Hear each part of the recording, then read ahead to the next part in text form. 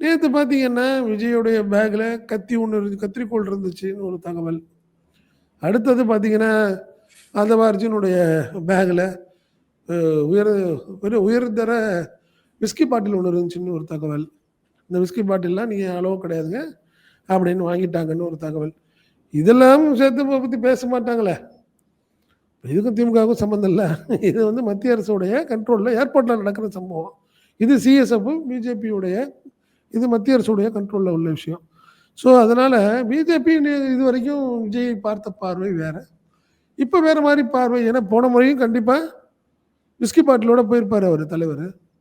இந்த முறை ஏன் கண்ட்ரோல் பண்றாங்க அப்படின்னா, சில விஷயங்கள் நீங்க எப்பயுமே வந்து என்ன பிடித்த மருமகள் வேற மாரி, பிடிக்காத மருமகள் வேற மாரின்னு சொல்லுவாங்கல்ல, கிராமத்துல. அந்த மாரி தான் இது.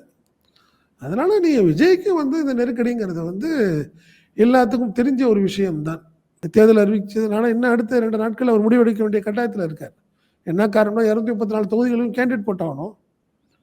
அது இல்லாம சிறிய கட்சிகள் சில அவரோட கூட்டணி வைக்கிறதுக்கான வாய்ப்புகள் அதிகம் அப்படின்னு சொல்றாங்க. அவங்களோட பேசிட்டு இருக்காரு அவரு. என்ன செய்ய போறார் விஜய் அப்படிங்கிறத எல்லாத்துடைய பெரிய எதிர்பார்ப்பும் இருக்கு.